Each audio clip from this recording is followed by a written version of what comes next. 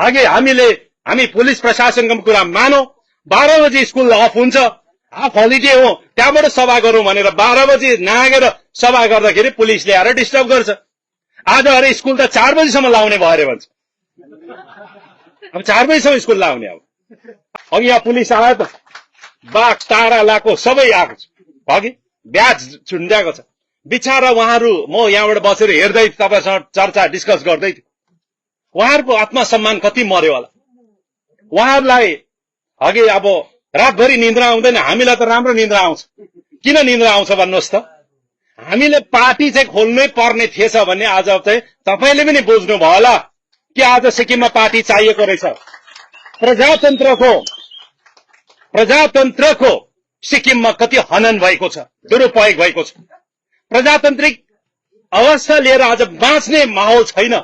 त्यसकारणले गर्दाखेरि यो घटनाहरूले हामीलाई झकझकाउँछ, हामीलाई बताउँछ यस्तो घटनाहरूले कि हामीले पार्टी सिक्किममा नयाँ पार्टी स्थापना गरेर सही काम गरेछौँ भन्ने चाहिँ प्रमाण हो। आजको सभा हेर्नुहोस्, हामीलाई पर्मिसन दियो, पर्मिसन पायो, हामीले सभा गर्यो र अहिले बिहान आएर 10 बजे पुलिसले सभा गर्नु पाउँदैन भनेर भन्छ। अस्ति हामी नाम्ची जिल्लाको पनि सभा गर्यौं, पुलिसमा गयो गर्नुहोस् भनेर भन्यो, अनि एक दिन अगाडि सभा गर्नु, एक दिन अगाडि सभा गर्नु पाउँदैन भन्छ। किन भन्दा गाउँमा अशान्ति हुन्छ अरे भन्छ। आज यहाँनिर स्कुल छ भनेर हामीलाई खबर भयो र स्कुलमा इक्जाम हुँदैछ भनेर भन्यो, तर हामी पनि त यो गाउँमा मिटिङ किन गर्यो?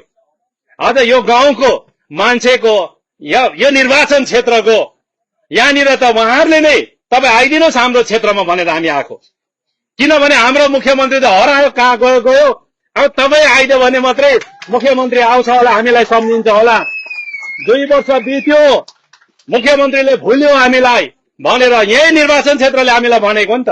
अनि तपाईँले सञ्चबार मिटिङ गर्नुहोस्, यो स्कुल त हलिडे हो, छुट्टी हो भनेर त यहाँको टाइम टेबल स्कुलको कहिले दिन इक्जाम हाम्रोमा अस्ति आएको। अनि हाम्रो शुभचिन्तक छ नि त। अब तर पनि आज हामीले ठिकै छ नि त। हामी पुलिस प्रशासनको कुरा मानौ। 12 बजे स्कुल अफ हुन्छ, हाफ हलिडे हो, त्यहाँबाट सभा गरौँ भनेर 12 बजे नागेर सभा गर्दाखेरि पुलिसले आएर डिस्टर्ब गर्छ। आज अरे स्कुल त 4 बजेसम्म लाउने भयो अरे भन्छ।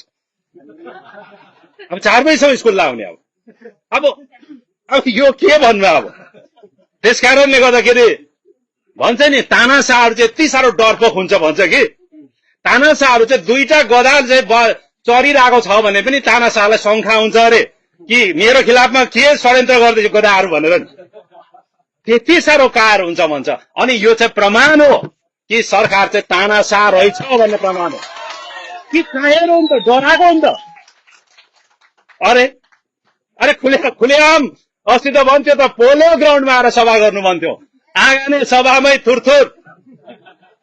हे भगवान, अब उहाँको डाक्टरहरू त एकदमै नजिकको राम्रो डाक्टर राख्ने बेला भयो। उहाँको एडभाइजरहरूलाई हामी निवेदन गर्न चाहन्छु, यो निर्वाचन क्षेत्रमा धेरैजना मुख्यमन्त्रीको सल्लाहकार छ, मुख्यमन्त्रीको अगाडि ठुल्ठुलो राम्रो डाक्टर राख्नुहोस्। यो पाराले त उहाँको त हार्ट फेल्ड हुन्छ है, फेल्ड हुन्छ नि हो। यस्तै साह्रो त रेस्टलेस त हुनु हुँदैन नि त। डेमोक्रेसीमा त तपाईँको प्रजातन्त्रमा त यो पचाउनु सक्नु पर्यो नि त। यो त तपाईँको त क्रिटिसिजमलाई पचाउनु सक्नु पर्यो। त्यही हो डेमोक्रेसीको ब्युटी। डेमोक्रेसीको सुन्दरता के हो भन्दाखेरि चाहिँ पचाउनु पर्यो। झन् नेताले त सबभन्दा बेसी पचाउनु पर्यो, त्यो पनि झन् रुलिङले त कति पचाउनु पर्छ, पचाउनै सक्दैन। त्यसकारणले गर्दाखेरि यो बार बार राजनीतिक दादागिरी भएको छ।